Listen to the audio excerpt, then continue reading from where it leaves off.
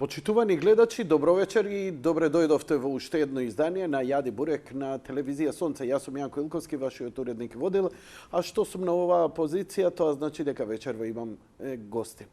Особена чест и задоволство ми представува што повторно во мојата емисија имам можност да го поздравам господинот Стево Божиновски.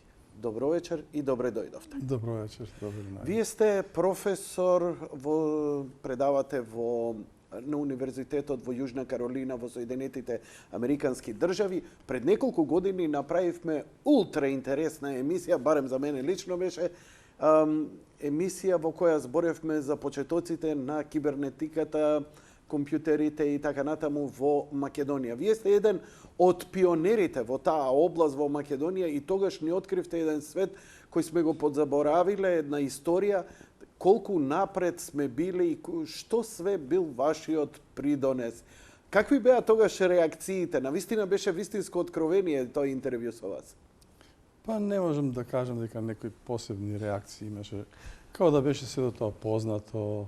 Стручна тема. Да, предпоставам меѓу вашите колеги и стручната јавност ние немаше нешто. Мило ми е поради повторната средба. Кажете ми, како сте, што во меѓувреме предавате се уште, која катедра ја држите и така натаму? Па јас ги предавам истите предмети што ги предавав овде на Електротехничкиот факултет. Тоа се вештачка интелигенција, роботика, биоинформатика, а и некои други предмети. Но тоа се основните предмети што ги предавам таму, како и тук.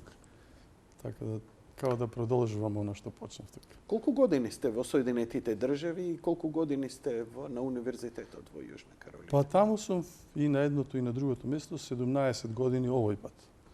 Пред тоа сум бил уште некоја година на специјализација во Масачусетс и така.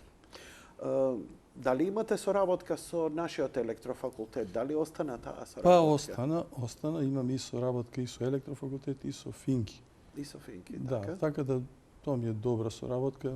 Со Финки нешто повеќе отколку со електрофакултет, но тоа е добар тренд што го практикуваат нашите институции да држат контакт со луѓето од странство што работат на истата професија. Така да тоа е позитивно. Мојот алат е денеска во ваши раце. Тастатурата и маусот, и вие ни донесовте една презентација која ќе ни ја објасните и прикажете на нам, на гледачите, на јавноста. За што се работи, повелете? Па видете, јас прво ќе кажам дека денес, односно оваа година, е 50 годишнина од почетокот на компјутерските науки во Македонија. Честитки. Значи, големо ми е задоволство да се подсетам дека во 68 година на поттик на тогаш професорот Ѓорги Чупона сум го напишал првиот труд од областа на компјутерски науки во Македонија. И тоа е почетокот на тие науки во Македонија. Така да денес би сакал да истакнам таа 50 годишнина. Значи оваа година тоа се случува. И она што зборував прошлиот пат, денес е уште еден важен настан, мислам, во оваа година, 30 годишнина од првото управување во светот на робот со помош на сигнали од мозокот. Значи, тоа е засега значајна научна референца на Македонија во светски рамки. А за таа зборевме во прошлата емисија пред неколку години. Ја ќе им ја послушам на гледачите. Ја бев толку возбуден. Тоа беше такво откровение за мене и толку бев горд и благодарен што ве имав и толку фасцинантно беше тоа. Почитувани гледачи, мислам, дали разбирате и да сте, ова е сепак на некој начин стручна, но и популаризирачки говор. Значи, човеков ми говореше за тоа дека ние во Македонија пред 30 години управување на робот, едноставно, но со мозочни импулси да натераш движење на електромотори и така натаму и така натаму. Со сите шеми ги објаснивме многу убаво, не би се навраќале на тоа. Значи, оно што сакам денес да истакнам, еден концепт што е многу важен, тоа е македонска национална научна референца. Значи, ако ние сакаме да се пофалиме во светот со нешто, што сме направиле ние во Македонија, тоа сме го направиле. Првото управување на робот со помош на сигнали од мозокот. Сега, има и други достигнувања на македонската наука, но тоа е една од. Значи, национална референца во областта на науката. Имаме национални референции во други области. Повелете, со внимание ќе ве сослушам. Па јас би кажал дека тоа е само приликата на она за што ќе зборувам денес. Не знам дали ова ми работи. Да. Јас денес би зборувал за една друга тема. Тоа е тема со која јас сум се бавил и сум пишувал, но не ми е главна област. А тоа е еден допринос кон историската наука. Јас би изложил една теорија за Македонија и македонците. Значи, тоа е допринос во историската наука, не е во компјутерските науки. Пак ми изненадува. Сум пишувал за тоа и денес би сакал нешто да кажам за тоа. Дискусијата би е почнала со да направам некоја разлика меѓу историска наука и историја. Ние често пати зборуваме за историја, но не многу зборуваме за историска наука. Значи, историската наука е она што открива, дискутира, интерпретира и гради теории. И се смета дека историската наука е една. Значи, во рамките на историската наука има многу различни мислења, но науката е една. Значи, вие може да имате едно мислење, јас друго мислење. Тоа е во рамките на таа наука. За разлика од историјата е нешто што учиме во училиште. Во училиште не може да се учат сите теории на историската наука. Обично се учи некоја што е најважна теорија. И може да се каже дека има различни истории. Политички мотивирани или ненаучно мотивирани. Но ние знаеме тоа дека едни имаат една историја, други имаат друга историја. Значи, тоа е разликата меѓу историската наука и различните истории. Оно што е важно за историската наука е дека има разни типови на теории. Обично е една, можда две, но една доминантна теорија. Значи, тоа е доминантна теорија што во момент на времето е усвоено од повеќето научници во таа област. Значи, ова е доминантната теорија. Има напуштени теории, кои некогаш биле можно доминантни, но не се во моментот доминантни теории. И има револуционерни теории, кои можда се борат да бидат доминантни теории. Така да секој кажува некоја теорија која е различна од доминантната и вели ова е подобра од доминантната. Но бидејќи повеќето луѓе ја поддржуваат доминантната теорија, тоа е наука. Значи, нема овде концепт вистина, историска вистина. Значи, овде има концепт доминантна теорија. Тоа е она што сега е во моментов прифатено како вистина. Може да се смени. Може да се смени. Така да доминантна теорија е главниот концепт во историската наука.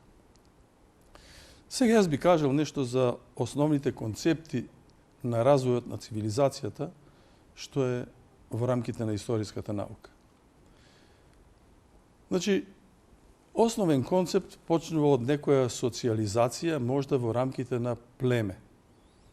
Значи, тука се јавува првото обучување, се учи за лојалност, што треба да се прави во едно племе, што не треба. Се учи за објаснување на некои појави, обично преку религија. Значи, има некој човек што објаснува дека овој гром е заради ова или оганот е заради она.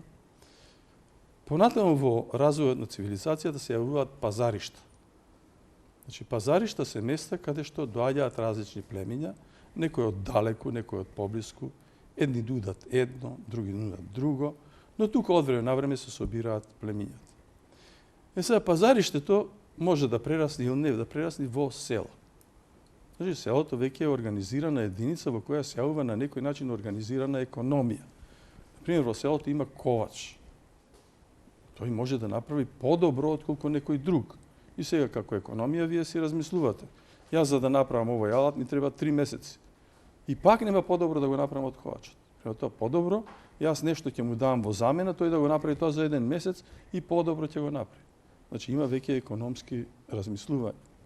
Се ова концепт за управување, за влада и селото обично има некој кој некако му се слуша зборот.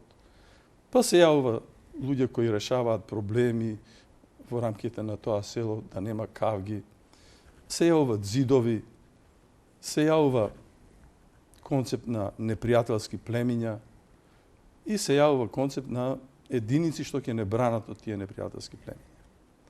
Понатаму во развојот се јавува концепт на град. И првите градови обично биле автономни градови и ги викаат градови држави. Тоа е еден концепт во историската наука, но понатаму тие може да станат дел од некоја држава. За државата е нешто што се формира во рамките на развојот на цивилизацијата и тука спаѓаат повеќе градови, потоа има обично некој лидер, потоа има можда концепт за војска, па концепт за добро однесување и така некако почнува цивилизацијата. И овде е покажано пример на цивилизацијата Вавилон. Значи, тоа е негде од 1800 година пред раѓањето на Христа. Гледате, Бабилон почнува од тука, од градот Бабилон, и ги вклучува потоа другите... Можете со маусот, ако покажете и гледачите. Ако може да. Да. Значи, од Вавилон, од тука почнува и потоа вклучува други градови. Гледате. Например, градот Ларса е многу важен, што ќе го спомниме, градот Ур и така натаму. Но има други градови, како Асур, тоа е надвор од таа држава.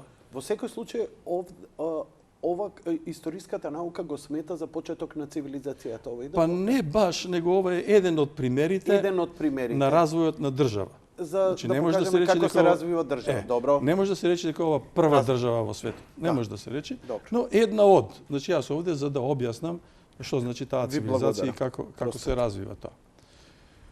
Сега овој пример уште еднаш ќе го повториме, затоа што оваа држава за разлика од други дефинира код на однесување. Значи владетелот Хамураби го воведува тој код на однесување на граѓаните на оваа држава. Значи тоа е некој како прв устав и така натаму. Значи по тоа е значај на оваа држава, покрај тоа и други заслуги има оваа држава. И тука пак ќе го спомниме градот Ларса, кој е важен во оваа држава.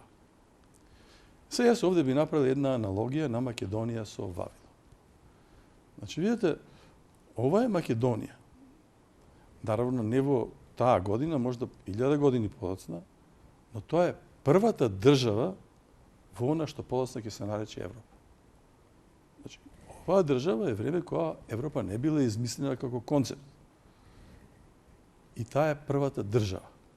Значи, тука се првите оние концепти што се јавуваат во држава и покрај таа држава, која била во тоа момент со тој значај, се јавуваат и други градови држави.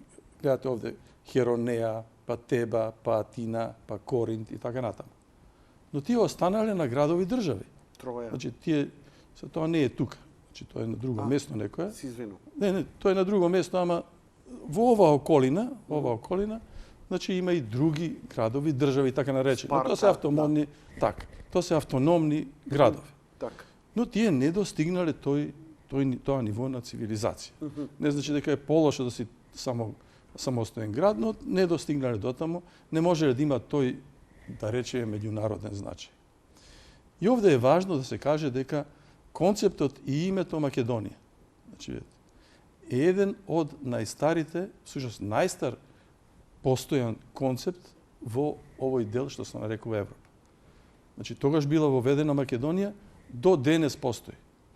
Значи, друга таква држава нема со тоа име тогаш воведена, па до денес да постои. Тоа е така многу значајно за државата Македонија, покрај тоа што е прва држава на овој дел од светот, што е подоцна наречен Европа. Јас сега би зборувал нешто за артефакти, концептот на артефакти.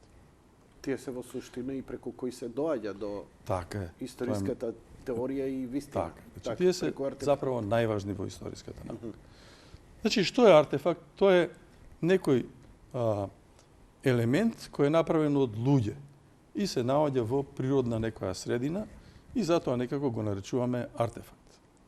Артефактите се важни затоа што можат да ја сменат историската наука, можат да изградат нова теорија за даден артефакт. Може исто да сменат историја, нешто ново да почне да се учи во училиште. И ние знаеме дека артефактите се многу важни и дека постои и пазар дури и на украдени артефакти. денес многу институции се заинтересирани за овие објекти, за артефакти.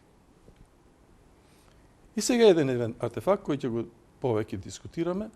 Ова е артефакт од Ларса, што ја спомнавме од Вавилон, кој е негде најден кај 1800 година пред Христ и е наречен Плимтон 322. И тој е најден негде на почетокот на 20. век и денес кој има во некој од познатите универзитети. И да спомниме дека во врска со артефактите се јавува концепт за музеј.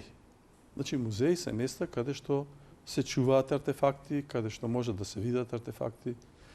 И многу градови, многу простор и средства одвојуваат за музеите.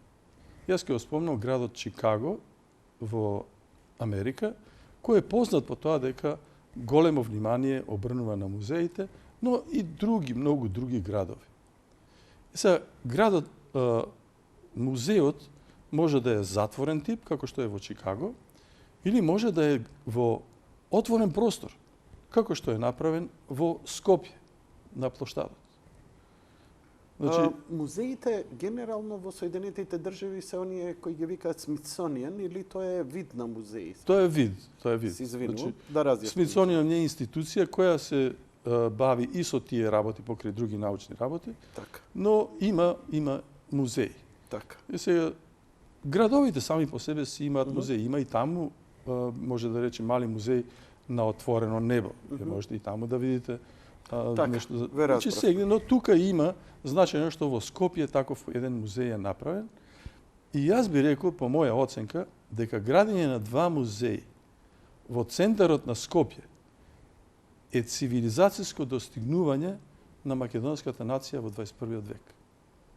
Значи, за разлика од многу други градови што сум посетил, например, ќе одам во некои градови во Германија, имам Кауфхоф, Каркстад и некои други трговски куќи. Тоа Скопје во овој случај не го направи. Вели, поважно ми е музеј отколку некој трговски центар да изградам.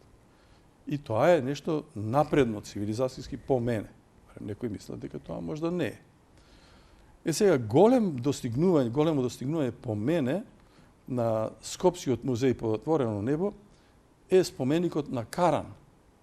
Јас не сметам дека е споменикот на Александар Македонски најглавното, затоа што и на други места го има тој споменик. Значи не е она што Скопје може да се пофали со тоа. Но она Скопје што може да се пофали, тоа е споменикот на Каран. Тој е првиот крал на првата македонска држава, односно првата држава во Европа. Сега тоа може ли и други да го направат? Но тоа никој не го направил, колку ја што знам. Значи Скопје прв тоа рекол, служи, ова е европска вредност. И јас ќе го истакнам на мојот отворен музеј. И тоа треба да се цени. Значи, малку сум збунет, за кој е тој музеј за кој што го збориме во Скопје? Па оно што го збориме на плоштадот. Вие таму имате самиот плоштад е таму имате секакви имате секакви споменици и така изложените споменици, значи да го перцепираме плоштадот како отворен музеј. Па не знам како поинаку. Јас се извинувам. Тоа е институција секогаш затворен тип. Се извинувам што ве прекинав. Да. Значи има и во Америка отворен. Значи вие таму ќе видите на пример на одредено место, на пример во Масачусетс, плоча на Бил Гейтс, па ќе видите на Пакард, па она. Тоа им е нивни отворен музеј во кој вие ќе дојдете и ќе се одушевувате на достигнување на таа цивилизација. Така. Сега ние немаме такви достигнувања. Па може да се каже дека и Линколновиот меморијал е исто музеј на отворено. Така. Значи видите каде што продолжете слободно. Многу е важно тоа да можете да изложите нешто и за тоа да раскажувате приказни како што се раскажува во музеите. Ова е ова. Така да некои тоа го прават, некои не го прават, но мислам дека е тоа важно достигнување, што јас од ова место сакав да го истакнам. Сега јас нешто сакам да кажам за артефакти кои ги смениле теориите. Значи, значајни артефакти. И баш ќе зборувам за овој артефакт од Ларса, Плимтон 322. Зошто е тој важен? Тој е прв математички текст. Било кога откриен. Значи, во таа година откриен прв математички текст. И во тој математички текст дадено е објаснување. Значи, еве, тоа е референца на тоа објаснување. Да, ќе го објасните вие, чекам. Даден е кажано е дека тука е наведена напредна верзија на теоремата на триаголникот. Популарно позната како Питагорина теорема. Значи, врз основа на тоа, сега она што може да се каже, бидејќи тука има сега артефакт, тоа е тоа. Сега станува јасно дека Питагора не го открил тоа. Вау. Дека тоа било познато 1000 години пред него. Питагорината теорема Е позната 1000 година пред него. и овде е запишана. Запишано, да. Значи, тоа е она што еден артефакт може да го направи. И тоа ја менува историската наука. И сега е тоа доминантна теорија. Значи, нема веќе теорија Питагора тоа го направи. Се извинувам што ќе се мешам да потпрашам. Бидејќи ова за мене е револуционерно. Не го знам, ја знам поп културата што ни кажува. И дали ова само вие го сте го откриле или ова Не. го знае целиот научен свет? Па, оние што се интересираат за овие области математика, за области историска наука, Они тие го знаат ова тоа како го факт. знаат. Да. Значи, не знам, тоа е многу познато. Па зошто Значи, тогаш како мејнстрим Питагорина теорема ни се тоа е прашање на кое сега јас ќе дискутирам. повелете? Тоа е прашање. Значи, видите, луѓето знаат дека Питагора не е открил таа теорема. А се вика Питагорина теорема. Е сега што да правиме со тоа? Добро. Значи, тоа е она прашање. Што да правиме со тоа? И сега прашањето е ова, дали Питагорината теорема ќе го смени името? Значи, што би било најдобро, да го смени? Значи, да се вика теорема на Ларса, или да се вика теорема на Вавилон, или како и да се вика, но децата кои ќе учат за тоа во трето одделение или во која учат, да се јави права асоциација. Че да знаат дека во некој Вавилон тоа е откриено. Или можда и пред тоа. А засега ние им сугерираме дека е тоа откриено во некоја стара Грција. Значи, тоа е она што овој артефакт сугерира да биде сменето. Е сега, дали ќе биде сменето, сега е тоа друга дискусија. Значи, ова веројатно нема да биде сменето. Зашто нема да биде сменето? Затоа што некои школски системи не учат предмет историја, него учат предмет историја на западната цивилизација. И сега, наравно, тој предмет да кажи ова не е во Грција, него е негде во Вавилонија, некако потешко би одел, знаете. Така да, тој концепт, да им веќе штом се јавува, наместо цивилизација да се јави западна цивилизација, некако ќе тежнее поинаку да гледа кон историјата. Историската наука е една. Значи, било кој да прашаш дали Питагора го открил, тоа не го открил. Значи, тоа, но дали да го смениме? сега. Тоа претпоставам дека доаѓа од археолозите, овие што изучувале и тие првин дошле до Питагора кој го ова, Не. па после дури Не мора доаѓа да е до ова. така. Не мора да е така. Не мора да е Не така. мислев, знаете, она која како за средството за садови сите што го викаат сјај, а е само име. Тоа е средство за миење садови. 100 години пред сјај да го направи Охис, го правил некој друг, ама Так. сите го викаме така. Па мислев да не е чисто од една. Но вие сметате дека стои концепт за сето тоа. Видете, јас тоа ќе го дискутирам понатаму, Повелете. но засега нека остане тоа дека ова многу тешко ќе се смени. Значи, ако излезете во историската наука, сите ќе речат да, тоа е познато пред Питагора. Но фрливте мала научна бомба, која е признавам и драго ми Ќе е го нешто дискутираме. научив дека Питагорината теорема е артефакт на кој е запишена 1000 Не. години пред Така, Питагора. Така. Толку. Значи, тоа Значи не се викало... формулата на Питагорина, не така. се викала Питагорина, туку формулата така. која ја содржи е запишана и таа е верифицирана од Од луѓето што го толкувале тоа. Добро. И има таму референца. Значи тие- научно е Така е. Значи, Добро. досега тоа, и тоа е сега доминантна теорија. Видете, нема тука во историската наука тоа е вистина. Значи, тоа е доминантна теорија. Тоа е оно што сега треба да се учи во училиштата. Ако некој сака тоа да го прифати. Значи, тоа е доминантна теорија. Сега овде дојавме до клучно прашање на историската наука, а на историјата уште повеќе. Колку цивилизации постојат? Тоа е фундаментално прашање. Тоа е, од тоа нема пофундаментално. Едниот пристап ја вели, ние сме една цивилизација. така. Значи, Некој порано се описменил, Така. некој подоцна, некој порано имал железно доба, некој подоцна, но ние сите заедно сме се развивале како една цивилизација. Значи, ако некоја област во светот се описмениле подоцна, не значи дека се тоа друга цивилизација. Него ние сме заедно сите. И тоа е застапено, например, во Шаховската федерација, тие велат gens una sumus.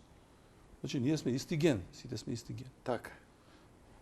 И тој пристап е некако непристрасен. Значи, Така. он нема да форсира Да, не е некој. бајас, онака. Така. Значи, тој е непристрасен и сите сме ние една цивилизација. Значи, тоа. Сега, друг пристап е, има повеќе цивилизации. И сега тука доаѓа до различни проблеми, потенцијални. Значи, може да дојде, може да нема да дојде. Но потенцијален проблем, некој може да рече, јас сум избрана нација. Кој те избрал? Па самиот сум се избрал. После може да дојде некој друг, јас сум ариевска цивилизација. Мене не ми се свиѓа избраната нација, јас ќе ја уништувам. Такви работи може да дојдат.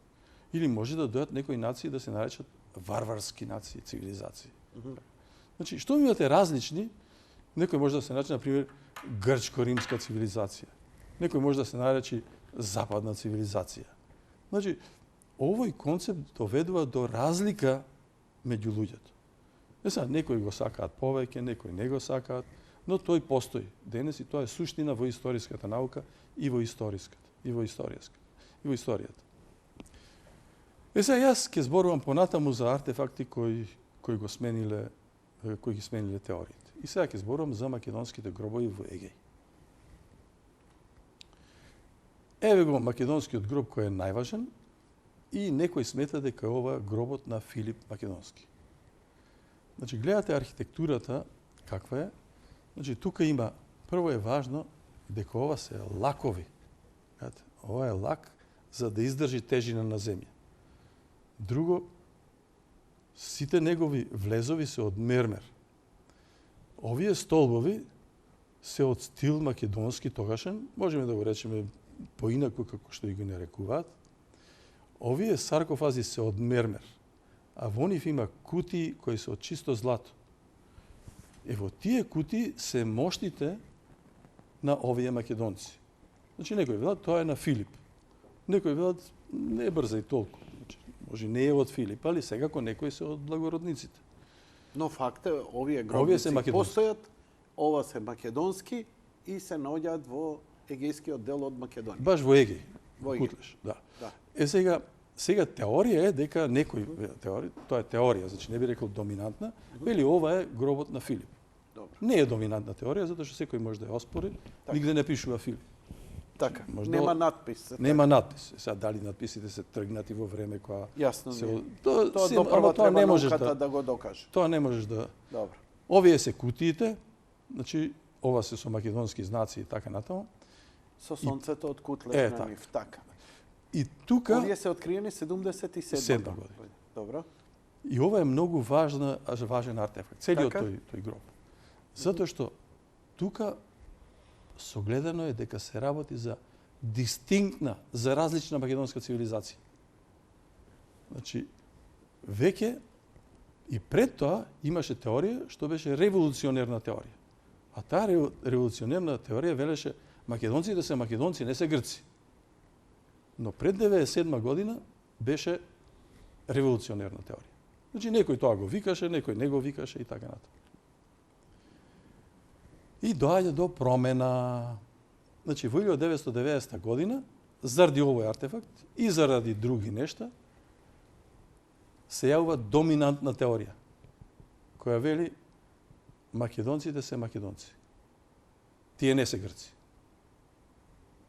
Тоа ја оведува Јуџин Борза од Универзитетот во Пенсилванија и пред тоа имало многу луѓе што го кажувале тоа, но тие не се такво име. Значи, Јуџин Борза шом тоа го кажува, скоро сите да го прифаќаат, а он врз основа на многу собрани податоци, тој тоа го вели во 90-та година.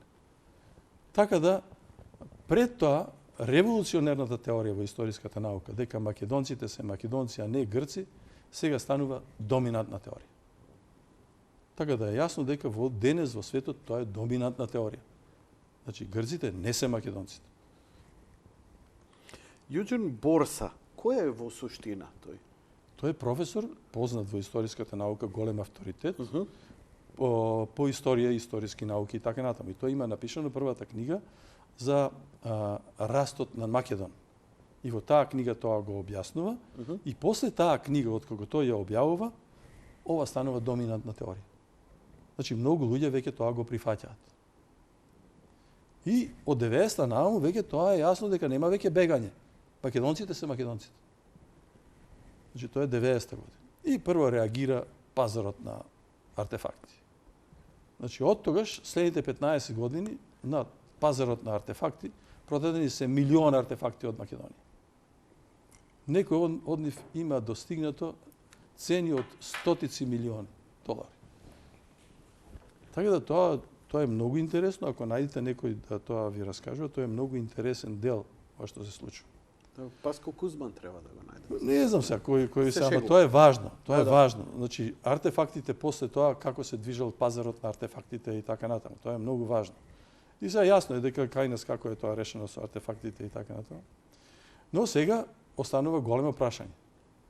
Значи, грците не се македонците. Македонците се македонците. Но кои македонци?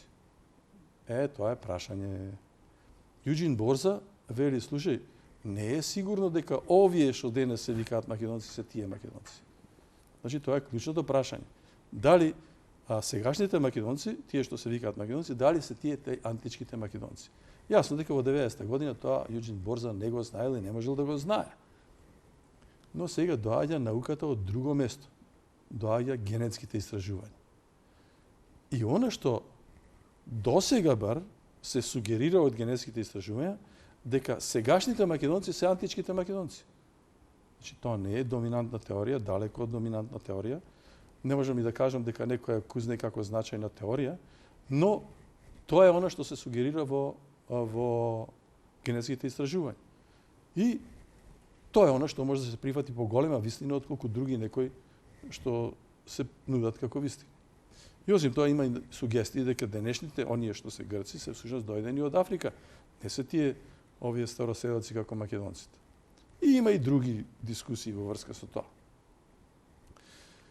Сега ние можеме да кажеме дека Јас само се извинувам за гледачите, бидејќи еве и јас учам во овој момент и благодарам професоре, додека вие тоа, значи, роден 35-та година, има 83 години, Јуџин Борза е професор на Универзитетот Пенсилванија, државниот универзитет, и има многу трудови напишано за античка Македонија.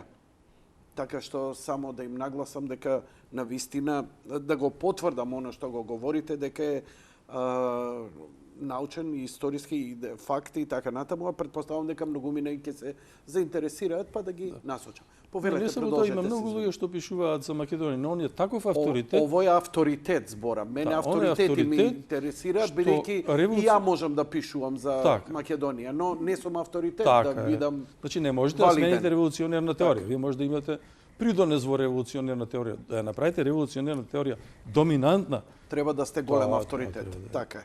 И тоа го има постигнато. И сега што останува? Ја гледам дури Википедијата негова, навистина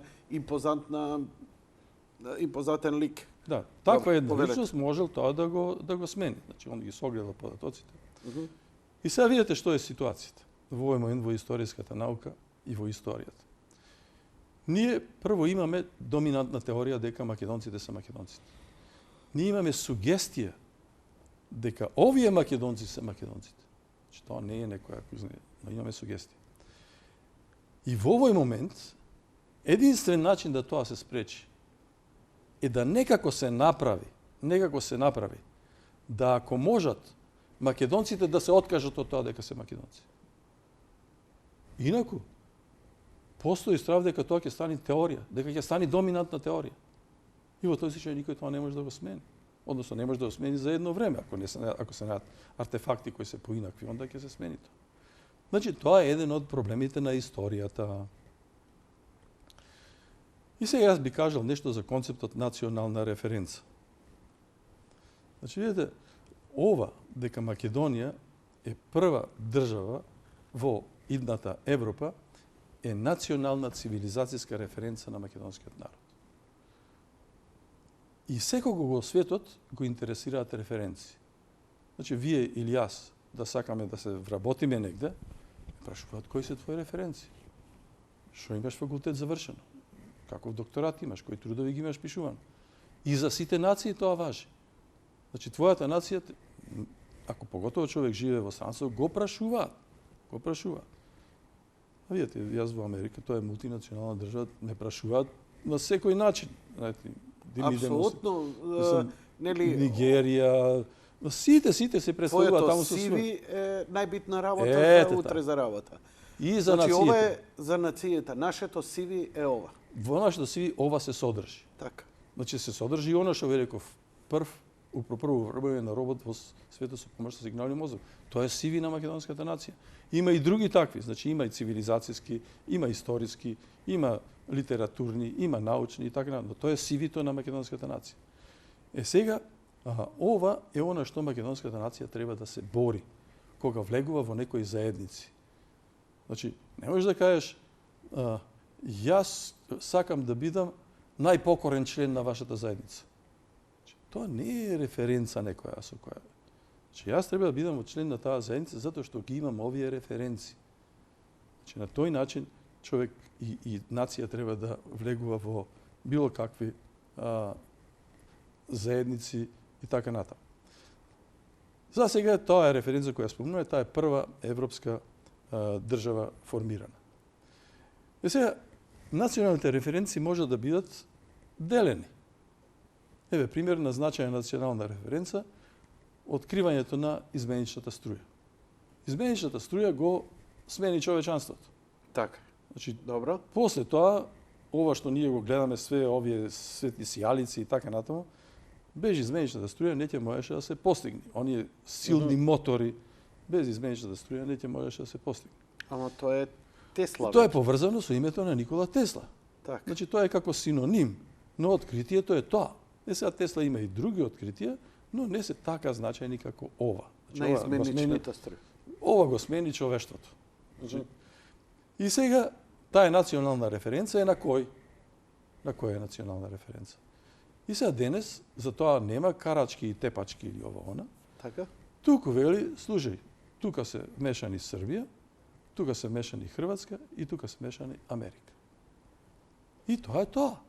Да, Значи, Тесла одбрал да живее и работи во Соединетите Американски држави. А Тоа да не било отишел негов таму, прав. ништо нема било, така ли? Сега да не се лажеме, таму е најдобро предприемачки, сигурно немал ништо да развие во Србија или А од друга Хрватска. страна, овде ќе рече, слушај, да го немал нашиот ген, ти колку сакаш обкружи го со технологии, не би му текнало едноставно. Не е натопен со мудрост и Не знаење. може тоа си има, не може Талентот. секој тоа што го направил Тесла. Тој талент. Разбирам. И друго, основното школа е многу важно. Многу е важно како во почетокот ти почнеш. И така да не може некој да рече дека сега меѓу нив може да постои договор. Што тоа значи договор? Кроз следната година, например, Обединетите нации одвојуваат средства за прослава на Никола Тесла. И во тој случај тие се делат меѓу овие земји. Тие ќе најдат начин како да се подели тоа, но тоа е поделена референца. Иако е он и неговите пронајдоци се светско културно наследство, Така сепак референцата останува на Србија, Хрватска Така е. и Соединетите Американски Така. држави. Иако се одвојат средства, нема цел свет да се поделат, нема смисла. Така. Може. Него ќе се рече вие ќе направите тоа. Затоа што по потекло таму и Така, па таму, нешто а ќе- работел и живеел тука и они сосема логично Така. и заслужено е он тоа да го Така добие. е. Добро, ве разбрав. Значи, тука е важно дека тука нема никакви расправи околу тоа. И друго, никому не му е забрането да направи споменик на Никола Тесла. Значи, во Скопје има Предпоставувам споменик на дека Никола. ни на Елон Маск никој не му забранил Така. да ја нарече Така е, компанијата. и тука го кажам. Значи, никому не му е забрането да направи филм или телевизиска серија. Јас колку што знам имаше и на Скопска телевизија нешто за Никола Тесла. Така. И никому не му е забрането да зборува за Никола Тесла. Значи не му паѓа на памет, тоа би било забрана на слободата на говор. Леле, како добро го терате муабетов. Така да Фасциниран. многу е важно.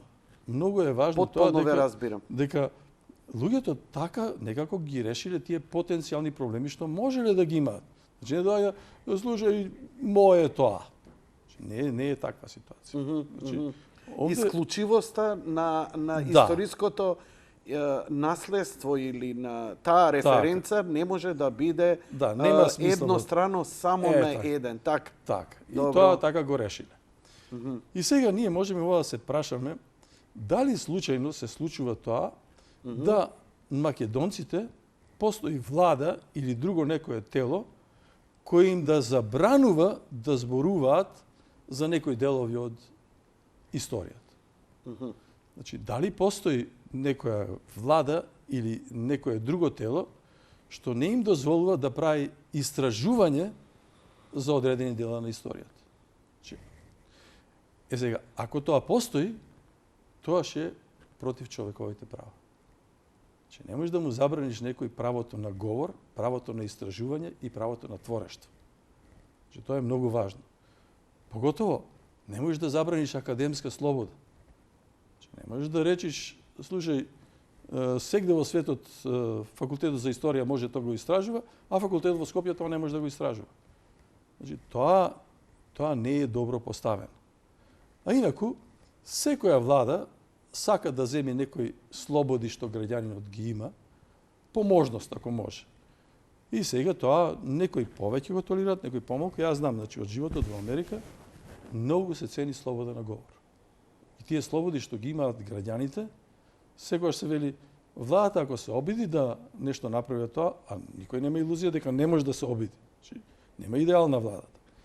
Тоаш ние ќе се побуниме, поготово за слобода на говор. Значи, не збориме дали збориш вистина, добро или лошо, туку слободно да говориш. Слобода на говор, слобода на истражување, слобода на творештво.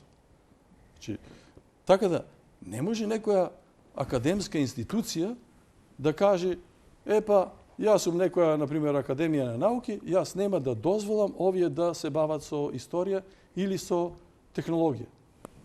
Значи, јас, например, сум на електрофакултет, например. Јас ке речам, денес јас ке пишувам труд за војните машини на Александар Македонски. И имам теза дека тие војни машини, обсадни машини, биле познати пред Александар и пред другите. Но Александар е тој што ги направил мобилни и ги вклучил заедно со војската. И сега тоа е моја теза, сакам за тоа да пишувам. Не знам, може тоа ќе се покаже погрешно, може нема да се покаже, јас ќе го излажам на симпозиум, па ќе речат, слушај, не си во право и така натаму. Али некој да дојде да ми забрани, не смееш за тоа да пишуваш. И да ми речи, пред да го пратиш на симпозиумот, некој од Грција или некој од Бугарија треба да ти го провери, не држи. Значи има работи што не би требало да се прават, ако се прават. Значи тоа сакам да го истакнам, тоа се човечки и академски права. Јас како академски граѓанин тоа треба да го истакнам. Дали сме техничко прашање? Дали сме негде на половина од не знам, али можеме да направиме прекин ако мислите дека има смисла. Чисто малце да издишеме, Добро, па уште 60 минути да оставиме. Се договоривме дека не знам ако ви е тајмингов во ред, ако не уште 50 минути. Добро. Режија, тогаш ќе направиме една кратка пауза, recess, и ќе продолжиме со конгресното сослушување од почитуваниот конгресмен. Јас веќе му признам. Шега на страна, малку да се олабавиме. Фасцинантни работи, кажавте, ни треба малце време, чаша вода да се напиеме, да isprocesираме. Многу убаво кажано. Пријатно сум изненаден од вечерашно ваше излагање. Одиме.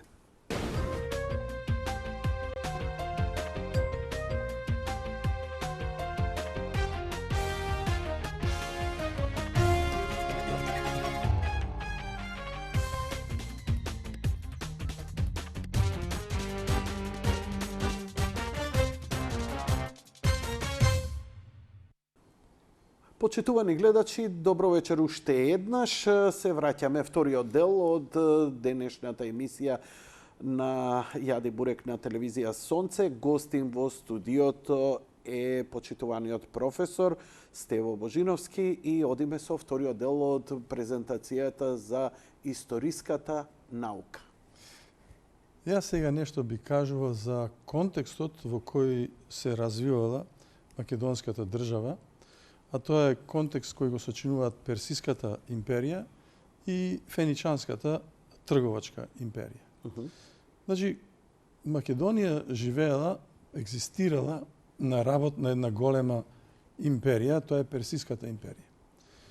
И сега тука можеме да видиме како се развила таа Персиска империја, дека прво го ја вклучила Вавилон, па потоа вклучила другите некои делови и воглавном фатила значаен дел од светот, тогаш многу познат свет. Помалку е познато за феничаните. Феничаните се дел од историјата кои во тоа време биле некако доминантни во целото Средоземје. Повеќето заради трговија. Значи имало повеќе места на Средоземното море, каде што тие имале своји градови и биле по тоа познати. Но уште повеќе се познати по нивната азбука. Значи овде имате текст од феникиска азбука и треба да се свати дека во тоа време пред нултата година немало грчка азбука. Но само немало грчка азбука затоа што немало збор грк. Така. Значи сите тие околу Средоземјето пишувале на варијанта од ова феничанската азбука. Сега може да имало варијанта во Спарта, може да имало варијанта негде во Пела и така натаму, но воглавном тоа биле азбуките на кои се пишувало.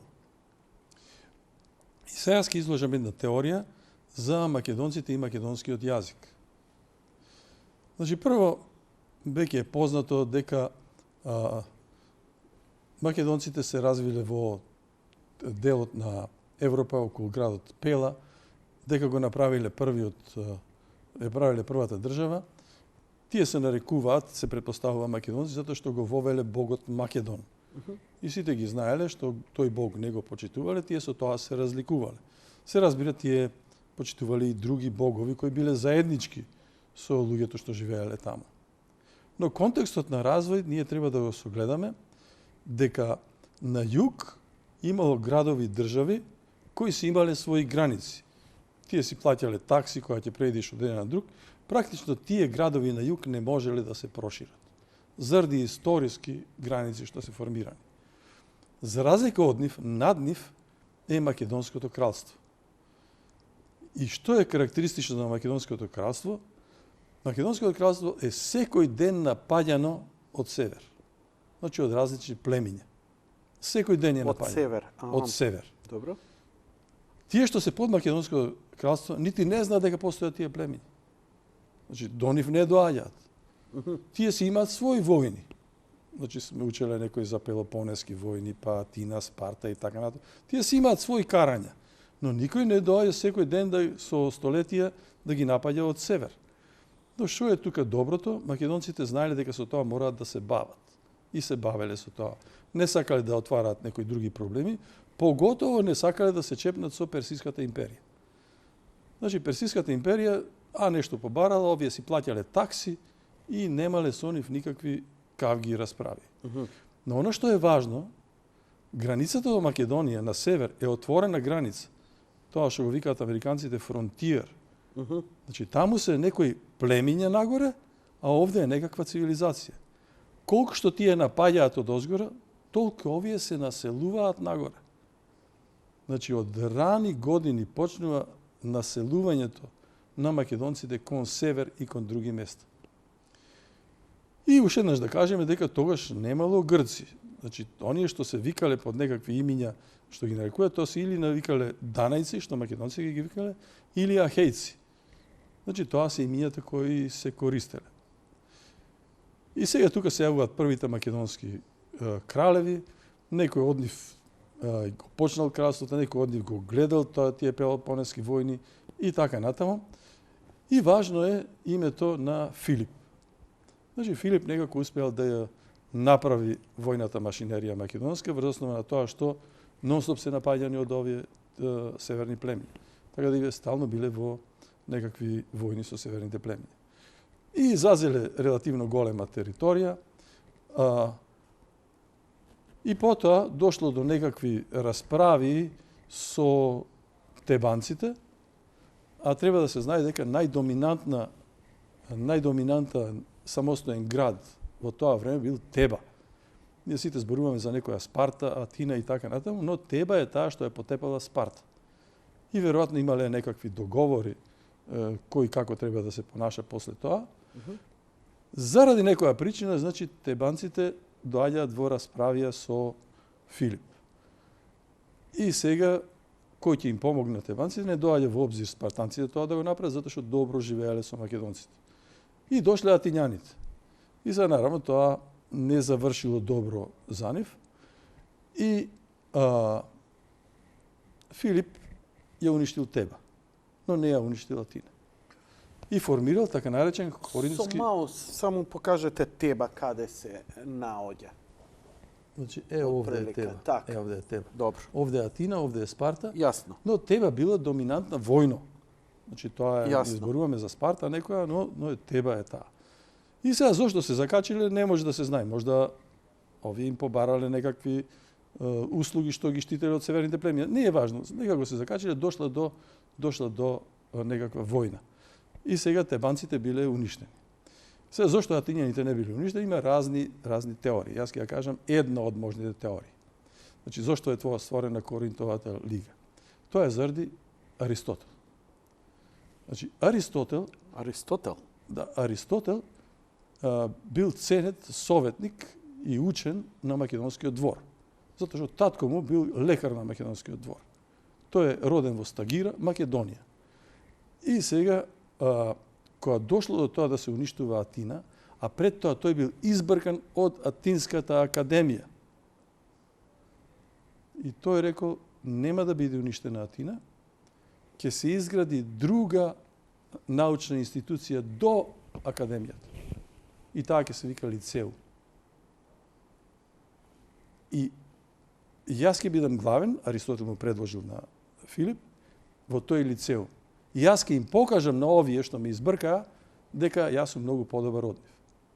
И Филип на тоа пристанува. Според оваа теорија. Може да има други теории. Пристанува и Аристотел станува најдобро подржан научник во тоа време. И од Филип, и од Александар. Значи, него му се дадени одврзани раце и средства само да твори. И сега прашањето е денес, дали било тоа добра инвестиција. Тоа било одлична инвестиција. Значи, се покажува, ако ти најдеш прав човек и прави средства да го поддржуваш, он може да направи да го смени светот. Аристотел тоа го направил. И сега Аристотел, како што патува Александар, тој пратил што треба да праќа таму и за тоа можеме нешто да кажеме подстап. Но сега ние ќе кажеме за походот после тоа што го направи Александар кон север. Значи, тој отишол кон север и таму видел дека тоа е промашена работа. Казахстан, Узбекистан... Не, уште сме далеко од тоа. Каде збориме кон север? Дунав. Кон Дунав? Да, он трга до Дунав. Имате некакви референции врз кои се подпирате на овие тези? Многу луѓе пишуваат за тоа. Добро. Тоа не е моје нешто, Так, ништо не е моје. извину, добро. И сега тој доаѓа кон Дунав. И стига до Дунав, али сите оние што ги имал кампањи му укажуваат дека ова е промашена работа. Прво, од тие племиња не можеш ништо вредно да земеш. Не е сигурен дека добри робови можеш да земеш. Значи, така заклучил дека цивилизацијска вредност нема. Нема. Значи, прво се неписмени, друго таму не можеш нешто да земиш од вредност. Нема стационарни кои знае какви градови. Значи, он видел дека тоа е изгубена работа за него. Wow. И одлучил да се повлече од таа. Значи, он можел да извојува победи и така, ама ништо не значат тие победи. Но, што е важно, заедно со него тргнуваат македонците уште повеќе на север. И сега овој дел е важен. Македонците во Украина. Во Украина неколку реки се многу важни. Значи, можда е најважна реката Буг. Можда е уште поважна реката Днепар, тоа што оди нагор. И реката Дон. И почнуваат македонски населби тука. Со тек на време, македонците што се населиле на реката Буг се нарекле или ги нарекле бугари. И тука тие имаат значаен дел во историјата во овој дел на светот. Другите македонци отишле по Днепар, некои отишле по Дон и така почнало населувањето на овој дел на светот со македонци. Значи, ова е главна овој главен дел, овие реки се важни. И јасно дека ако проложиш по реката Буг, доаѓаш зад Карпатите и така натаму и така натаму. Така да и после поделбата на Римското царство заради Клеопатра што ги скарала Октавијан и Цезар. овој не Марко овој други Марко што Аурелиј. да. Тие продолжуваат и го населуваат северот. Значи тоа е она што се случува и во 650 година почнуваат враќање. Значи гледате овде пишува, Значи, ова е до која година е обратната значи до 650 се оди нагоре, од Се оди 650 нагоре. се оди надолу. се оди надолу. Тоа е по падот и распадот Не, ќе на кажам, македонската држава. Не, нема врска. Не Ќе се кажам, врска, аха. ќе кажам за што се работи. Вела дека многумина тие русите, русокосите, се делови големи од коњицата кои Можда. одеве. Видите, тоа Добро, се други се теории. извинувам. Мислам, секави теории може да постојат. Простете, Значи, ова е една теорија. Повеќе денеска Значи, да молчам. Ова е прашањето. Е сега зашто е тоа? Одговорот е викинзите. Од 8 век, значи и пред тоа, викинзите почнаа да напаѓаат на кај Франција, тоаш франките формираат држава. Но почнуваат, за разлика од тоа што не успеваат во Франкија многу големи населби да формираат. Имало стално некои кражби и така натаму, значи како. Но населби викинзите почнуваат да градат на територијата на македонците. И ова што е овде означено Со со маусот окер боја, покажете. значи ова со окер боја што е означено тука, Така? ова се викиншките населби со што се граделе во рок од 200 години. Кај Волга Булгарс, Кај Днепар, кај Днепар. ваму е Волга понатаму. Да, но го гледам тоа се Волга Булгарс. се нарече, значи бугарите од Волга. Значи, Значи општо помеѓу овој дел 8 и 10 век викинзите. викинзите. И заради викинзите почнува бегање во она што ќе се вика Полска, она што ќе се вика Чешка и враќање назад во Македонија. И враќање назад во она што ќе се нарече и Бугарија. Значи викинзите се тие што ги населуваат овие делови. И они го предизвикуваат Тоа раселување на македонскиот народ. Значи тоа е. Иначе викинзите стигаат до Константинопол. преселбата на словените. Е така, Што што се вика поласно денес. се нарекла. Што Така, поласно се нарекла. Во ова време никој не се викал Словен. Словен Словен е човек кој го кажувал словото. Можда е тоа. Значи, тоа е една теорија, може. Но во овој момент така не се викале. Тоа биле посветени во Да, сега црковени видите. луѓе од светите Кирил и Можда. Методи. Така. Ова.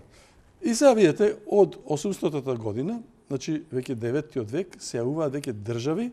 И сега овде е еден многу интересно, јас ако успеам со маусот да покажам. Гледате го овој дел, овде. Дали го маусот ќе можам и да го зумирам на Ајде, гледачите. ако. Јас сакам овој дел да го покажам, овде. Гледате. Негде од Дунав, па се до Пелопонес. Да видам дали имам јас овдека. Дали... Не може. Добро, не ќе може, јас ќе го објаснам вака. Значи, од Дунав до Пелопонес. Тоа вели се Словени, кои дошле. По мене, ова се огледува, тие не можеле да дојдат во 9 век и да се рашират вака. Се до Пелопонес. Тие биле секогаш тука. Тие се тие што од југот пошле дошле до Дунав и така натаму. Значи, тоа е она што... Према тоа, ова теорија поддржува мислењето дека, за разлика од доминантната теорија, која вели негде зад Карпатите, во тие векови се направил Биг Бенг и се створила милионска нација, која зазела цела Европа и значаен дел од Европа и од Русија, толку брзо тие не можеле тоа да го направат. Значи, тоа е доминантна теорија што ние сме учеле. Тоа е теоријата за словените. Оваа теорија. Да, добро интересно размислување, нели? Одеднаш се појавува многу Биг Бенг. стварите, да, Биг Бенг. Толку многу народ не може да живее и идат. А бега. нема значајни, кој знае колку значајни војни. Се спомнува монголите. Тоа е после, Така значи, натаму. тоа е после. Тоа е дури после. Да. Така. Оваа теорија вели дека прво македонците пошле на север, населиле овој дел околу Днепар, Буг и така натаму, потоа заради викинзите почнале да се враќаат назад, некои пред тоа отишле во Полска и така натаму, некои во Русија. Значи, тоа е таа теорија. Во оваа теорија, Словени никогаш не постоеле. Нема такво нешто. Никој не се викал Словен. Значи, вие дојдете во 8 век и да прашаш, слушај, дали си ти Словен? Не чу за тоа. Исто како што пред нултата година вие дојдете во Атина да прашате дали си Грк. Па тоа име не е измислено уште. Значи не било измислено тоа. Значи според оваа теорија, сега има и други теории. Според оваа теорија како се нарекувале? Тие се нарекуваат македонци. Значи, Благодарам. тоа е оно што знаеле. Сега државите со тек на време го смениле името и така натаму некои други култури се примиле и така натаму. Сега овие теории секогаш прашуваат денес за генетската поддршка. Значи генетската поддршка врз основа на митохондриите, тоа е истражување во женската популација. Кажува, значи не може да се каже кажува, сугерира дека можно е дека македонците се старите македонци. А Y хромозомот, тоа е во машката популација, поддржува дека Днепар е центарот откаде што се прошириле тие така наречени Словени. Значи, оваа теорија има, сега не знам колку може да се каже, клучна поддршка, но има поддршка во генетските истражувања. И сега останува прашање. Дали украинците постанале од македонците? Дали бугарите постанале од македонците? Дали хрватите постанале од македонците? Значи, тоа се прашања кој може да се каже, значи не сум преголем стручњак, денешната генетика може да ги одговори. И од таму произлегуваат овие прашања. Па произлегуваат од оваа теорија што излегов, али тие прашања можат да се одговорат, мислам јас, не сум сигурен, со денешното знаење на генетика. Ше мало под прашање. Дали и србите влегуваат во? Да. Добро. Значи сите овие што се само што ова е директен пат, значи директен пат е ова, а после од Украина се одени во Полска, одени се и така. Значи тој пат генетски треба да се истражи. И сега добро би било да македонските генетичари во тоа се вклучени. И генеа имаше некои истражување кои покажа. Да. Тоа беше она што кажа дека заправо македонците се македонци, а дека грците можда дојдени се од Африка. Значи имаше такви сугерирања. Што не можете да речете дека е дефинитивно, тоа се први истражувања, но моја претпоставка да досега се откриело поинаку, тоа би било разгласено, знаете. Значи ова што не се разгласува, ова треба да се одговори на овие прашања. Може, мислам, да се одговори, не знам колку одлучувачки, но може да се одговори со денешно знаење на генетика. Но најважно што е? Не е најважна генетиката. Знаење за препознавање на облици. Тоа е посебен дел од компјутерските науки. Спаѓа во компјутерски науки, во вештачка интелигенција и така натаму. Треба да знаете како да ги дефинирате класите. Денес класите што гледам дека се дефинираат. Јас сум гледал тоа. Значи зема човек од Хрватска и воведува класа источно европеец. И го дефинира во класа источно европеец. Па нормално ако нема друга класа. Значи ако вие направите класи во кои ќе се јават класи во кои може да се сврстат хрватите, србите и другите во македонска класа, може да се тестира тоа. Не е тоа малце опасна теорија, нели го направија тоа германците, им беше повод и поддршка за развојот на фашизмот и нивната експанзија, ариевската виша раса. Да, тие го има, но не знам тие колку може генетски тоа да го покажат. Значи не верувам дека тоа не знам дали може да го покажат, нели докажуваат дека руса коса, сини очи, бел тен, тие висок прав и така натаму и гледаш дека опишува македонец од тие се дефинираа такво нешто и имаше таква идеја, но ово се генетски истражувања кои треба да покажат потеклото на јазикот, односно движењето на нациите. Значи и се тоа уместо да се нарекуваат Словени, можда може да се каже слушај вашето потекло е заправо од Македонија, а можда не е. Значи, знаете, генетските истражувања тоа може да го потврдат или оповргнат, да го сугерират. Што археолозите што биле гости овде, малце само кратко да се надоврзам како потврда, дека археолошките наоди за словените во Украина и во Русија можат да се најдат на длабочина до половина метра, метар и така натаму. Такви артефакти со таква сличност овдека се наоѓаат до 15 метри длабочина. Од чисто научен пристап, без никакви теории дополнително, цивилизацијската постара, без карбон дейтинг, овдека е постара. Без не навлегуваме дали е од тука натаму Добро, се слагам. и Тоа е така точно. натаму. Едноставно факт е дека половина метар под тлото артефакти нема. Ние до 15 метри и пари наоѓаме. Мислам, тоа ми го кажуваат. Да, добро, стои тоа. Ја карикирам малце, се извинувам Сваќам, поради тоа е тоа. тоа. Но како потврда на ова што го говорите, ве молам продолжете. Значи, видите, ова не може да се каже дефинитивен одговор сега, но ако се направат соодветни студии, може да се нешто каже или сугерира, Да се или потврди опровргне. или повргне. Опровргне. Значи, тоа треба да се направи нешто така. Но ова е правено со научен пристап. Так. Так. Значи, ова треба да се... сега јас пак ќе се вратам натаму за освојувањето на македонците на Персиската империја. Значи, оно што Александар направил, тој освоил Персиската империја. Значи, тој направил нешто, он размислува, слушај, ако да ја одам на север, таму се стотици племиња. Има ништо нема да направам. Значи 2 години ќе губам на празно. Но ако ја успеам да влезам во Вавилон, тогаш целата Персиска империја паѓа. И тоа му било идејата.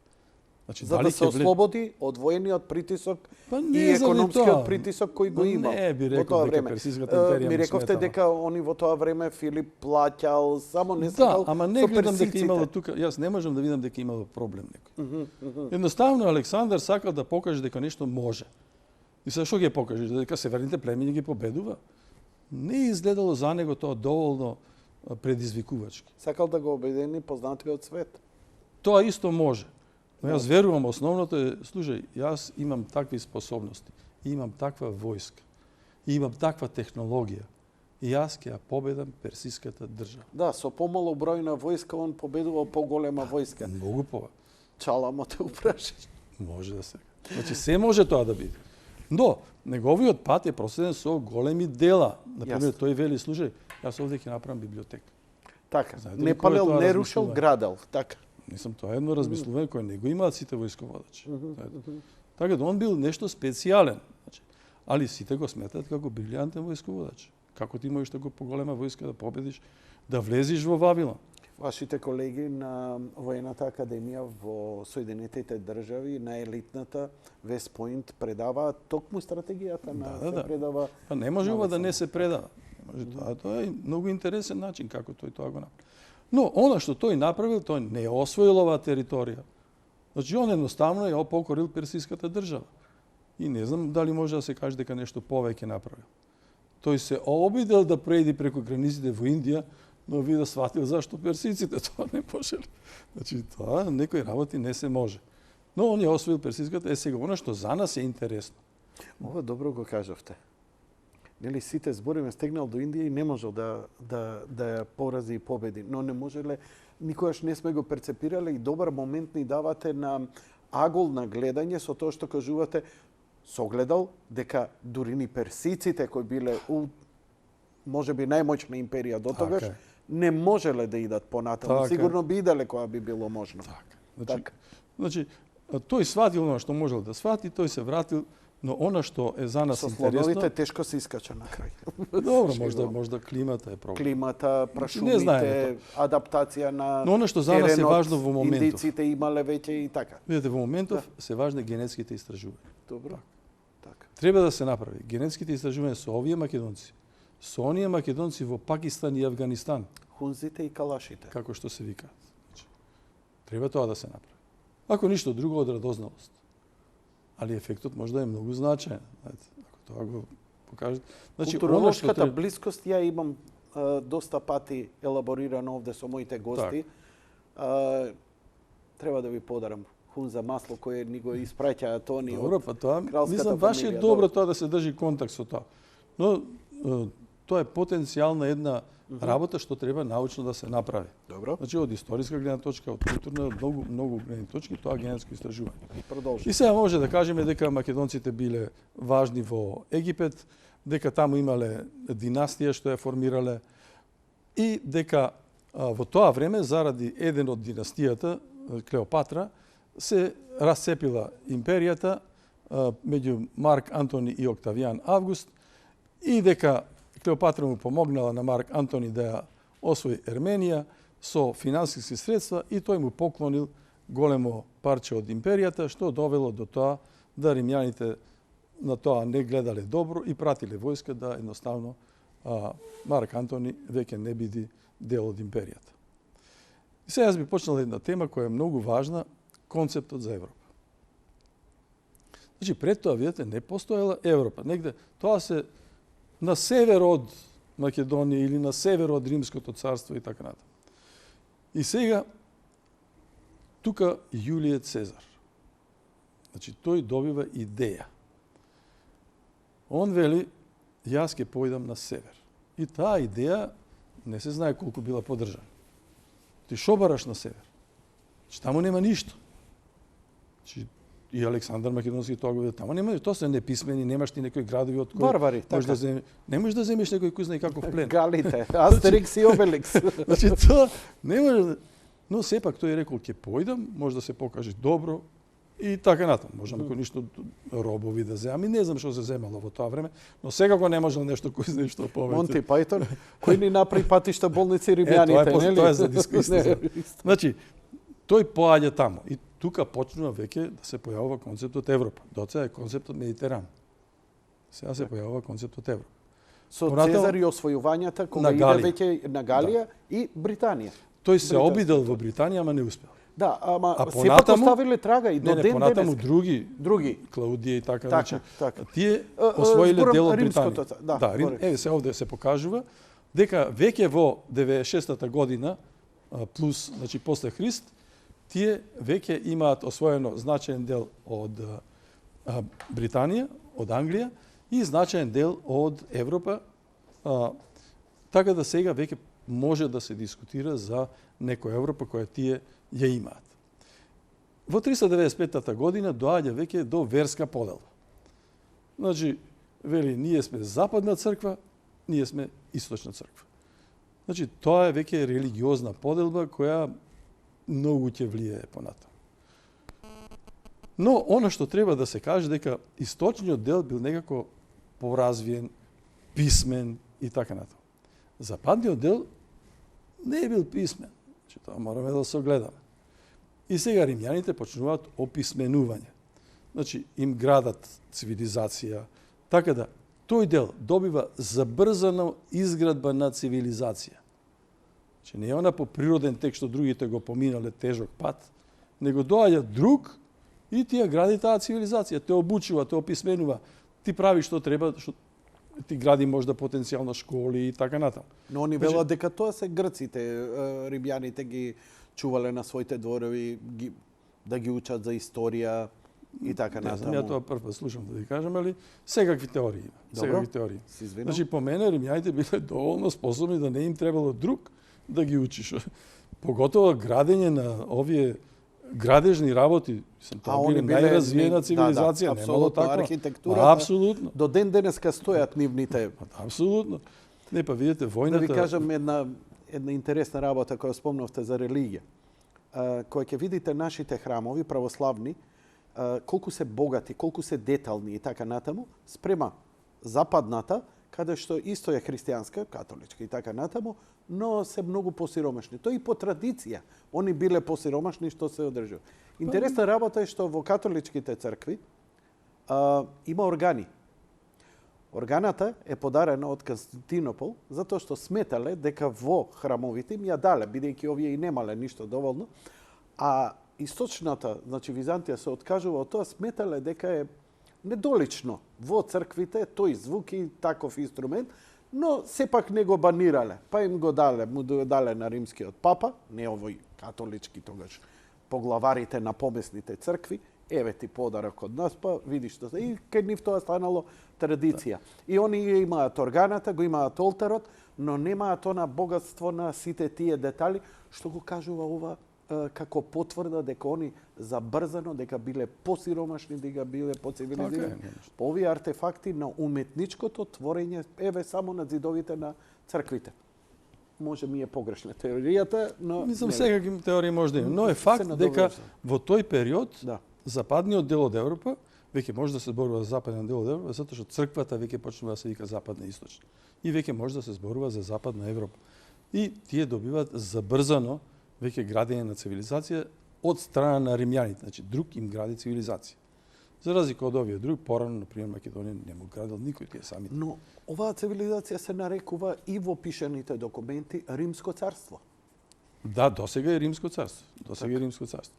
Сега, уште еднаш ќе повторам дека после тоа, значи доаѓа веќе 8 век, викинзите доаѓаат. Значи викинзите сега тие се верните племиња. Како што имале македонците, сега овие нонстоп ги напаѓаат викинзите. И франките нонстоп со нив се расправаат. Во таа расправија, франките и другите градат многу силна војска заради викинзите. Тие изградуваат силна и организирана војска. И сега доаѓа моментот на кавгата меѓу црквите достигнува Големата скизма, поделбата 1054 година, добро? Значи, Католичка и си фрлаат на тема добро? И влегуваат во војна. Значи, а практично шум црквите влезат во војна и државите влегуваат на некој начин во војна. И сега почнува така наречените крстоносни војни. Тогаш Јерусалим доаѓа во опасност. Па него овие сега се бара проект. Се за бара да проект за одат војските кои се многу способни да се придвижат низ тој свет. И сега се дефинира цел, која е значајна цел. Значи ќе го ослободиме гробот на Исус Христ во Јерусалим. А во суштина? Ако можеме. Али во суштина да поминеме неколку пати низ Македонија, односно низ Византија. И тоа е тоа. И во историјата не се прича тоа многу, значи тие се во војна со нив. И се нормално кој ќе поминат, значи тие велат одиме кон Ерусалим, али ако знаете, тоа е тоа што се случува во војни. И тоа многу не е развикано се до 2001 година. Значи првпат во 2001 година папата Павле II се извинува јавно за злоделата, односно гревовите тој ги вика, што крстоносците ги направиле во Константинопол во 1204 година. Значи, не било само за Ерусалим. Така да... Они плячкале, убивале... Мислам, тоа е војна, знаете како ќе... Не било само за Јерусалим, чему тоа го направиле. Да, Значи, заборавив. Добро што ме подсетивте. Заборавив ова извинување кое во 2001 година папата го кажа.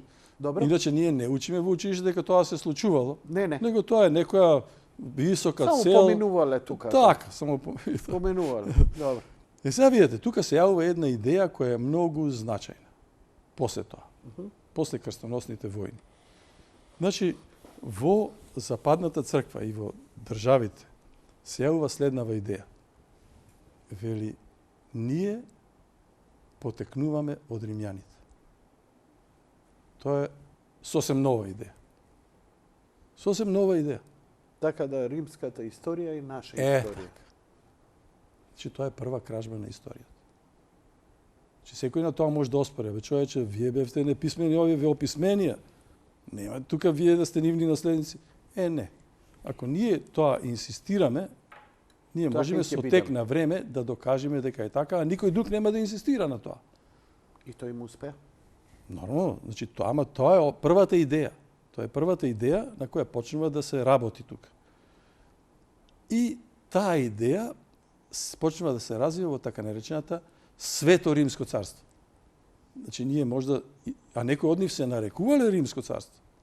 Не само свето, но да се разликува и тие се сега Римското царство.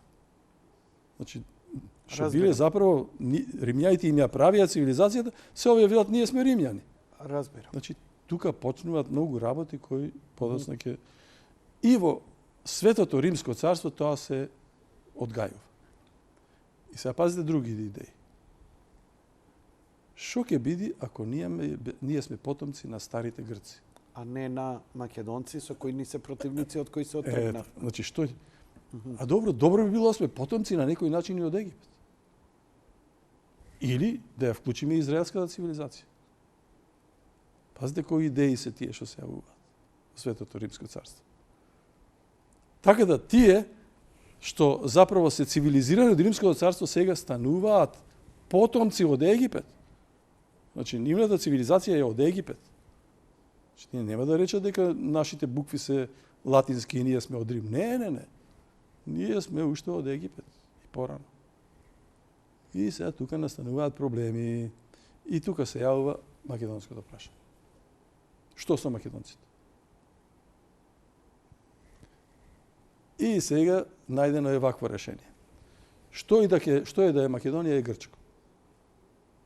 Значи, вие може да спомнувате Македонија, но тоа е дел од Грција. Према тоа нема проблем со тоа. Науката. Се што може да се направи грчки имиња, се прават грчки имиња. И се уведуваат концепти Питагорина теорема. Се уведува концепт бројот пи. Така да, кој ќе учите во школа за бројот пи, па нормално тоа е измислено во Стара Грција. Бидејќи се вика пи. И се уведува концептот Словени. Значи, сите тие што се отишле на север или не отишле, значи ќе биде учењето вакво дека словените дошле од таму. Така. И тоа сосема одговара така. Значи тоа е целата таа конструкција. Целата таа конструкција што е направена. И по можност, бидејќи се изгради таква конструкција. Ова е монструозно, спектакуларно нешто ти да правиш проект кој треба да трае со илјадници години. Видете, ова е една теорија. Теоријата не мора да е точна. Значи ова е една од многуте теории, сигурно не е доминантна теорија. Значи ова е револуционерна теорија во историската наука. Значи тоа е така направено. Сега може да ќе се покаже во иднина случаи. Ова не е вистина. Значи ова вака е, не е така. И тогаш се вели, слушај, добро би било која ние би ја формирале грчката држава. Никогаш не постоело тоа. Но добро би било. Добро би било, ако некојаш е можно. Јасно дека до 19 век тоа не било можно. Едноставно, турците биле тука и тие си имале некакви имиња, Македонија, Тесалија и Мореа. Тоа биле нивните имиња. Значи, тука сега ти да формираш некоја грчка држава, не е време. Значи, не е време. И сега почнува оно што во 1832 година се формира таа држава. Во рамките на Мореа. Ја формираат германците со германски кралеви и со германски идеи што треба да е Грција. Замисли, до тој момент, вие ако дојде таму и му раскажувате било кому за Ахил. 500 години турско е тука. Каков Ахил, човече?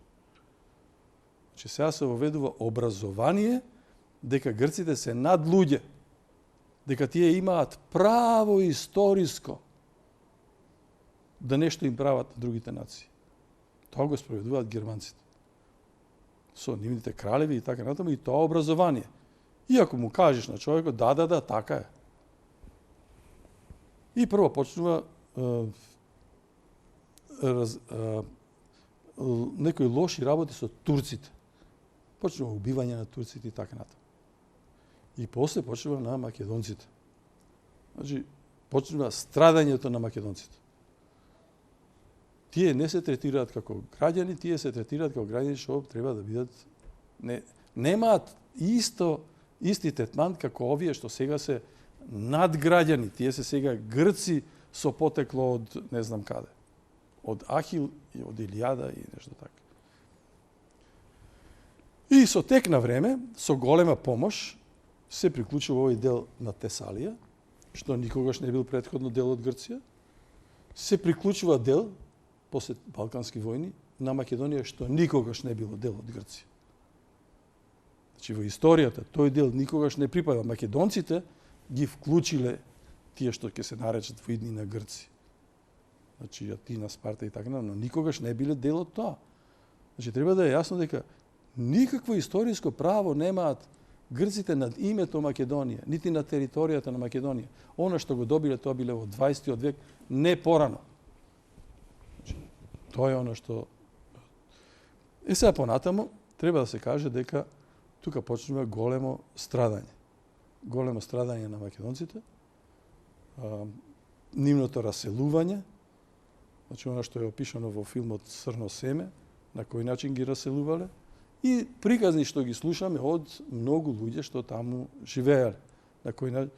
Така да може да се каже дека македонската нација е најстрадна во Европа. Затоа што долго трае тоа. Значи, долго трае. Некои други нации повеќе страдале, но за пократко време. И сега јас би кажал некој како заклучок. Значи, Грција нема никакви историски права на било кој дел од Македонија. Значи, не може тоа да се тврди. Она што тие го добиле Егејска Македонија е после Балканските војни. Значи, пред тоа немаат. Значи, тие се војни за Македонија кои се нарекле Балкански војни и тоа е оно што треба ние да го знаеме и дека единствено било обратно, некогаш тој дел што се наречува Грција, Атина, Спарта и натаму, биле покорени од Македонија. Значи, не може тука историски права да се бараат. Така да, наместо да се понижува македонската нација, да се прават настани и инженерија, по која ќе се изгуби слобода на говор, ќе се изгуби слобода на нација и така натаму, добро би било да се направи напор да тие национални референци некако се поделат. Значи, ние имаме ваква заслуга, добро, вие ќе се викате вака, вие ќе се викате, значи треба да се направи таков некој напор. Не е исклучиво, ние сме силни, па ќе ви го украдиме името. Значи, тоа не е баш најдобро. Македонците, како и да и тогаш, и кога првпат се формирала во 20 век, поново, како посебна, тие се нарекле Македонија. Грците се нарекле Хелада. Зашто не се нарекле Македонија? Затоа што немале врска со тоа.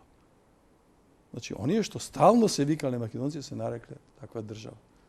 И не можеш сега да му го земиш тоа со сила. Така да, македонците секоја живееле на оваа територија и сега живеат на оваа територија.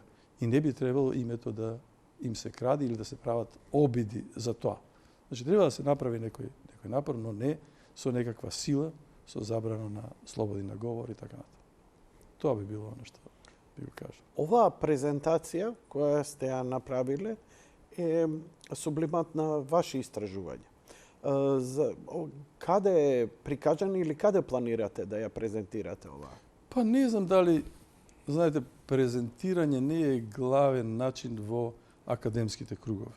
Добро. Публицирање. Дали ќе има публикација своја? Па за сега не планирам.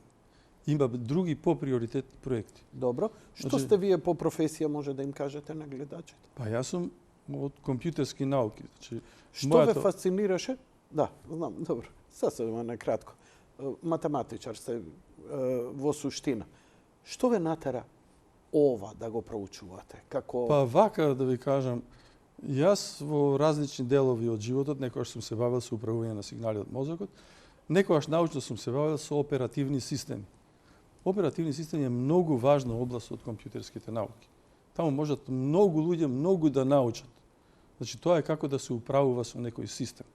Како да се управува со ресурси, со редови на чекање, со процеси. Значи, тоа се многу важни концепти во секој систем, во предпријатие и така натаму. Јас сум се бавил научно со тоа, не само наставно. И тоа што сум дошол на идеја, значи таму има објаснување на тие управувачки процеси и временски процеси со помош на така наречени Петри мрежи. Значи тоа е една метода со која се репрезентираат тие. И мене ми паѓа идеја, па зошто историчарите тоа не го прават? Браво. И сум напишал статија, чланак сум објавил. Сум рекол историската наука и Петри мрежи. И сум дал предлог, па користете ги Петри мрежите во историската наука. Ваши колеги се занимава и со дешифрирање на текстот на каменот од Розета. Да, Така. тоа е, мислам, се тоа позитивни работи, да луѓето се заинтересираат за оваа област од разни струки. Значи, не мора само да речеме тоа е работа на историчарите. Треба да се помогне, јас кажав, најглавен проблем сега таму е препознавање на облици. Втор проблем се генетски истражување. И наравно вечен проблем се артефакти и нивна интерпретација. Значи, ако немате артефакти, нема за што да збориме тука. Значи, морате да имате артефакти, тоа нешто ќе се бара објаснување и во врска со Македонија, генетските истражувања и препознавање на облици. Значи, не може тоа само историчите и не можат историчите тоа да го направат. Ја ви благодарам за честа што ни ја направивте, да гостувате и за оваа презентација на вашиот труд. А јас сум замолен од собственикот на телевизијата, Ѓорѓе Атанасовски, оваа книга Македонска империја, која скоро е издадена, дел од работите кои ги говоревте овде се сликовито и накратко објаснети, покажани. Се надевам дека ќе најдете корисна и Драго ми е интересна. многу. Драго ми. И благодарам уште да. Така. Почитувани гледачи, тоа беше се за вечерва. Благодарам за вашето внимание. Лека ноќ и пријатно.